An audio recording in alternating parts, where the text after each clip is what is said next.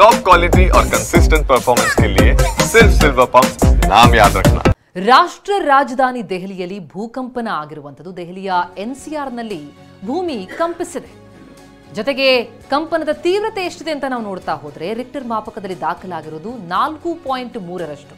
ಹೀಗಾಗಿ ಜನ ಗಾಬರಿಯಾಗಿದ್ದಾರೆ. ಅವರಿಗೆ ಅನುಭವಕ್ಕೆ ಬಂದಿದೆ. ಮುಂಜಾನೆ 5:36 ಹೊತ್ತಿಗೆ ಸಂಭವಿಸಿದಂತಹ ಭೂಕಂಪನ ಇದು. ಮನೆಯಲ್ಲಿರುವಂತಹ ವಸ್ತುಗಳೆಲ್ಲ ಆಡಿದೆ. ಹಾಗಾಗಿ ಜನ ಕಂಗಾಲಾಗಿದ್ದಾರೆ. ಹೊಸ ದಿಲ್ಲಿಯಲ್ಲಿ ಈ ಭೂಕಂಪನದ ಕೇಂದ್ರ ಬಿಂದು ದೃಶ್ಯಗಳನ್ನ ನಾವು ನೋಡ್ತಿದ್ದೀವಿ. ಫ್ಯಾನ್ಗಳು ಅಲ್ಗಾಡ್ತಾ ಇರೋದನ್ನ, ಸೀಲಿಂಗ್ ಫ್ಯಾನ್ ಶೇಕ್ ಆಗಿದೆ. ಅದೇ ರೀತಿಯಲ್ಲಿ ಮನೆಯಲ್ಲಿರುವಂತಹ ಹಲವು ವಸ್ತುಗಳು ಅಲ್ಗಾಡಿರುವಂಥದ್ದು. ಜನ ಗಾಬರಿಗೊಳಗಾಗಿದ್ದಾರೆ. ದೆಹಲಿಯಲ್ಲಿ ಪದೇ ಪದೇ ಈ ರೀತಿಯ ಭೂಕಂಪನದ ಅನುಭವ ಆಗ್ತಾ ಇದೆ. ಅದರಲ್ಲೂ ಭೂಕಂಪನದ ತೀವ್ರತೆ ನಾವು ಗಮನಿಸ್ತಾ ಹೋದರೆ 4.3 ಕೊಂಚ ಹೆಚ್ಚಾಗಿ ಅನುಭವಕ್ಕೆ ಬಂದಿರುತ್ತೆ. ಮೆಟ್ರೋ ಚಿತ್ರಣ ನೋಡ್ತಾ ಇದ್ದೀವಿ. ಅಲ್ಲೂ ಕೂಡ ಕಂಪನದ ಅನುಭವ ಆಗಿದೆ.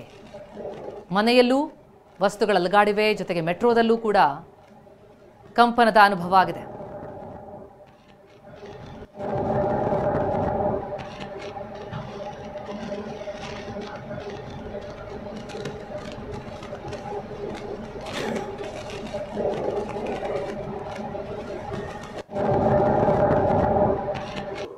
Oh my god. My god, no, shit. Oh my god.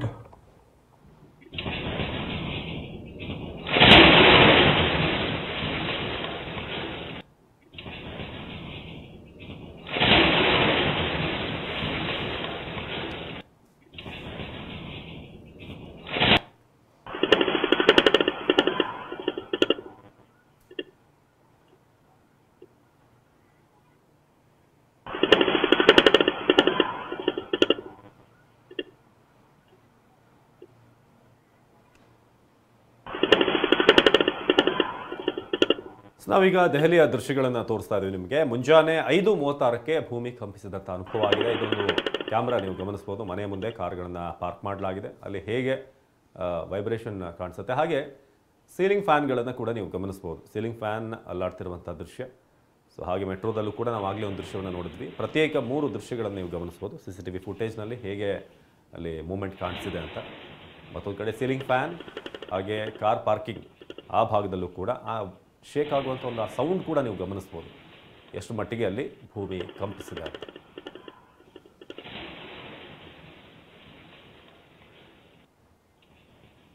ಇದು ರಾಷ್ಟ್ರ ರಾಜಧಾನಿ ನವದೆಹಲಿಯಲ್ಲಿ ಆಗಿರುವಂಥ ಭೂಕಂಪನ. ಸೊ ನಿಮಗೆ 3 ದೃಶ್ಯಗಳನ್ನು ತೋರಿಸ್ತಾ ಇದ್ದೀವಿ. ಒಂದು ಸೀಲಿಂಗ್ ಫ್ಯಾನ್ನದ್ದು, ಮತ್ತೊಂದು ಕಡೆ ಜನ ಹೆದರಿ ಮನೆಯಿಂದ ಹೊರಗಡೆ ಬಂದು ನಿಂತಿರುವಂಥ ದೃಶ್ಯ. ಅದು ಒಬ್ಬರಿಗೊಬ್ಬರು ತಮಗಾದಂಥ ಎಕ್ಸ್ಪೀರಿಯನ್ಸ್ಗಳನ್ನು ಹಂಚ್ಕೋತಾ ಇದ್ದಾರೆ. ನಮ್ಮನೇಲಿ ಹೀಗಾಯಿತು, ನಿಮ್ಮನೇಲಿ ಏನಾಯಿತು, ನಮ್ಮಲ್ಲಿ ಪಾತ್ರೆ ಎಲ್ಲ ಅಲ್ಲಾಡ್ತು, ನಮ್ಮಲ್ಲಿ ಸೀಲಿಂಗ್ ಫ್ಯಾನ್ ಈ ಥರ ಶೇಕ್ ಆಯಿತು. ಇನ್ನೊಂದು ಕಡೆ ದೃಶ್ಯ 3 ಕಾರ್ ಪಾರ್ಕಿಂಗ್. ಸೊ ಅಲ್ಲಿ ಇರುವಂಥ ಕ್ಯಾಮ್ರಾ, ಸೊ ಅಲ್ಲಿ ಹೇಗೆ ಶೇಕ್ ಆಗ್ತಿದೆ ಅಂತ ನೀವು ಗಮನಿಸ್ಬೋದು. ಇನ್ನು ಅಲ್ಲಿರುವಂಥ ಶ್ವಾನಗಳು ಕೂಡ ಈ ಭೂಕಂಪನ ಸಂದರ್ಭದಲ್ಲಿ ಎಲ್ಲರೂ ಕೂಡ ಹೊರಬಂದಾಗ ಸಾಮಾನ್ಯವಾಗಿ ಪ್ರಾಣಿಗಳಿಗೆ ಹೆಚ್ಚಿನ ಸೂಚನೆ ಸಿಗುತ್ತೆ. ಮುಂಚಿತವಾಗಿ ಸಿಗುತ್ತೆ ಅಂತ ಹೇಳ್ತಾರೆ. ಬಹುಶಃ ಎಲ್ಲ ದೃಶ್ಯಗಳು ನೋಡ್ತಾ ಇದ್ದಾಗ ಆ CC ಕ್ಯಾಮ್ರಾ ಅಲಗಾಡ್ತಾ ಇರೋದು ಅದು ಕೊಂಚ ಗಾಬರಿಯನ್ನು ಹುಟ್ಟಿಸುತ್ತೆ. ಅಂದರೆ ಶೇಕಿಂಗ್ ತೀವ್ರತೆ ಎಷ್ಟಿತ್ತು ಅಂದರೆ ಬೆಳಿಗ್ಗೆ 5:36ಕ್ಕೆ ಏನು ಸಂಭವಿಸಿದೆ, 4ರ ಮೇಲೆ ತೀವ್ರತೆ ಇದೆ, ರಿಕ್ಟರ್ ಮಾಪಕದಲ್ಲಿ ದಾಖಲಾಗಿದೆ ಅಂತಂದರೆ ಸಹಜವಾಗಿ ಜನರ ಅನುಭವಕ್ಕೆ ಬಂದಿರುತ್ತೆ. ಹಾಗಾಗಿ ಜನ ಹೊರ ಬಂದಿದ್ದಾರೆ, ಭಯಭೀತರಾಗಿದ್ದಾರೆ.